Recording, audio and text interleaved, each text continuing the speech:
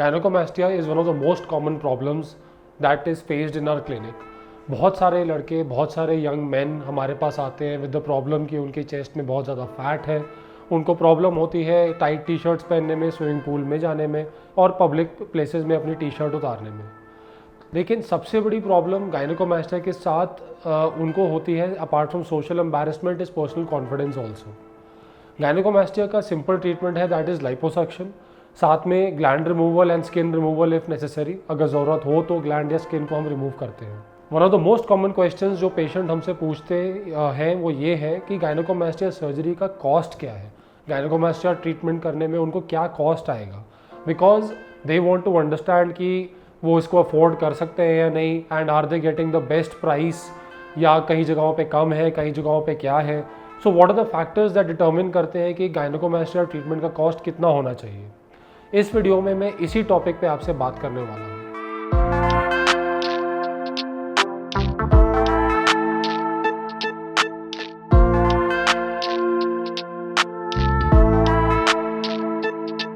I am Dr. Arjun Handa, plastic surgeon and body contouring expert at Handa Studies and Plastics.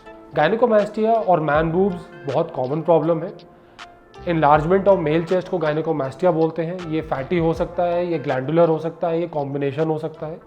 ये young individuals में भी होता है, older individuals में भी होता है। ये नेचुरल कॉजेज़ की वजह से भी हो सकता है।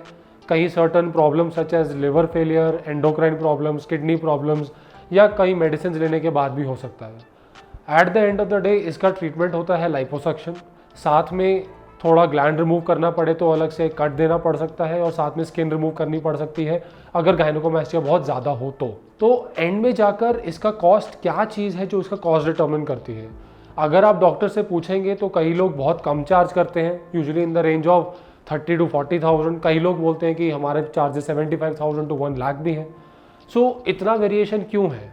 क्या रीज़न है कि गायनेकोमास्टिया का कॉस्ट 1 लाख तक भी जाता है और ट्रीटमेंट का कॉस्ट 30,000 में भी हो जाता है? तो इसको अंडरस्टैंड करने के लिए सबसे पहले आपको जानना ज़रूरी है कि गायनेकोमास्टिया डिफरेंट ग्रेड्स का होता है। गायनेकोमास्टिया ग्रेड 1 से लेकर ग्रेड 3B तक हो सकता है। तो जो सबसे सिंपल फॉर्म ऑफ गायनेकोमास्टिया होता है, जिसमें सिर्फ पफी निप्पल होता है और थोड़ा सा फैट होता है, वो बहुत सिंपल होता है। उसका ट्रीटमेंट लोकल एनेस्थीसिया में भी हो सकता है, उसके लिए जनरल एनेस्थीसिया की ज़रूरत भी नहीं पड़ती, और 1 या 2 घंटे में हो जाता है। तो इसका प्रोसीजर का कॉस्ट हार्डली 30 to 40,000 रीजनेबल होता है, जिसमें रिकवरी पीरियड भी शॉर्ट है, डॉक्टर की तरफ से एक्सपर्टीज़ भी कम की ज़रूरत है, साथ में ज़्यादा मशीन्स या टेक्नोलॉजी भी नहीं लगती, and treatment is done in a 1 hour 2 hour basis and the patient goes home. Recovery 1 हफ्ते में हो जाती है, ट्रीटमेंट हो जाता है। ऑन द अदर हैंड, अगर बहुत कॉम्प्लिकेटेड केस हो जिसमें बहुत ज़्यादा स्किन है, बहुत ज़्यादा ग्लैंडुलर कॉम्पोनेंट है, जहाँ पे एक प्लास्टिक सर्जन की एक्सपर्टीज़ की ज़्यादा रिक्वायरमेंट है, क्या पता वेजर टेक्नोलॉजी या कोई और टेक्नोलॉजी यूज़ करने की ज़रूरत पड़े, क्या पता डॉक्टर को स्किन टाइटनिंग प्रोसीजर करना पड़े या स्किन रिमूवल प्रोसीजर करना पड़े, तो जब ये कंडीशन होती है तो कॉस्ट थोड़ा बढ़ सकता है। एंड जब ऐसे गायनेकोमास्टिया जो ज़्यादा सिवियर होते हैं वो लोकल एनेस्थीसिया में नहीं हो सकते, तो जब जनरल एनेस्थीसिया की ज़रूरत पड़ती है तो एक एनेस्थेटिस्ट को भी इन्वॉल्व करना पड़ता है, OT चार्जेस होते हैं, हॉस्पिटल चार्जेस होते हैं। So all of these factors contribute to the increased cost. कभी कभार हमारे पास 2 दोस्त आते हैं, बोलते हैं इसका 40,000 बोला, मेरा 75,000 बोला, ऐसा क्यों?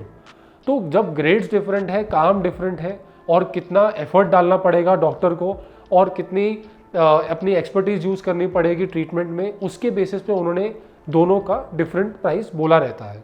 तो एक तो ये रीज़न हो गया जिसकी वजह से प्राइस वेरी करता है। Apart from that it also depends upon the expertise of plastic surgeon.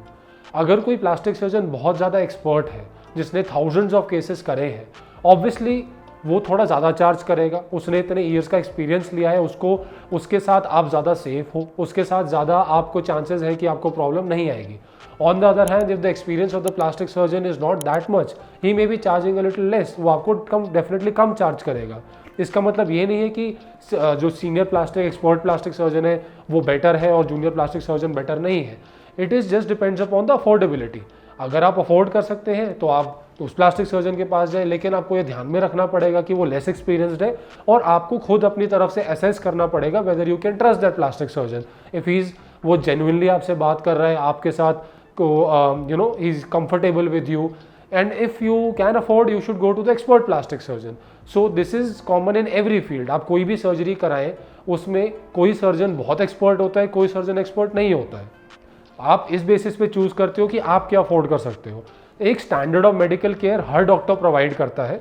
May be the standard of medical care जो एक्सपर्ट प्रोवाइड करता है अपनी तरफ से वो अलग हो, बट एक स्टैंडर्ड ऑफ मेडिकल केयर एक जो लाइसेंसिंग के लिए इंपॉर्टेंट होता है वो हर डॉक्टर प्रोवाइड करेगा। So rest assured you will be safe with everyone. So every doctor will have their different charges depending upon their experience. एक और बात जो कॉस्टिंग में फ़र्क आती है कि आप किस जगह पे प्रोसीजर करवा रहे हो। अगर आप किसी लग्जरी हॉस्पिटल में जाते हो तो ऑटोमेटिकली वो आपको ज़्यादा चार्ज करेंगे। इसका मतलब ये नहीं है डॉक्टर्स की फीस ज़्यादा है, इसका मतलब ये है कि आप एक 5 स्टार में जाके प्रोसीजर करवा रहे हो। ऑन द अदर हैंड अगर आप छोटे सेटअप पे जाओगे तो वही प्रोसीजर आपका सस्ते कॉस्ट में होगा। इनफैक्ट कई प्लास्टिक सर्जन होते हैं जो लग्जरी हॉस्पिटल में भी काम करते हैं एंड देन अपना प्राइवेट क्लिनिक भी रन करते हैं। तो लग्जरी हॉस्पिटल में करेंगे so they will be charging more. अगर आपको लग्जरी हॉस्पिटल का कंफर्ट एंड एम्बियंस चाहिए so definitely you should go there, but you will have to spend more money. अगर आपको उसी सर्जन से दूसरी क्लिनिक में कराना है तो आप वो भी कर सकते हैं। आपको मेडिकल केयर सेम स्टैंडर्ड का मिलेगा, लेकिन इतने सारे सर्विसेज और लग्जरी आइटम्स नहीं मिलेंगे। शायद रूम थोड़ा छोटा होगा, शायद लाइटिंग थोड़ी डिफरेंट होगी, एबीएस थोड़ा कम होगा, यही फ़र्क है, but standard of medical remains the same. So ये थोड़े बहुत फैक्टर्स हैं जो गायनेकोमास्टिया ट्रीटमेंट में फैक्टर इन करते हैं regarding the price. Most important thing is कि आप डॉक्टर के क्वालिफिकेशंस देखें, उसकी एजुकेशन देखें, उसके रिव्यूज़ पढ़ें, उसके प्रीवियस रिजल्ट्स देखें और ये देखें कि डॉक्टर जेन्युइन और सच्चाई से बात कर रहा है या नहीं। बाकी प्राइस आप अपनी अफोर्डेबिलिटी के हिसाब से डिसाइड कर सकते हैं। Thank you for watching this video. If you liked it, please subscribe to our channel and also comment if you have any questions. Thank you.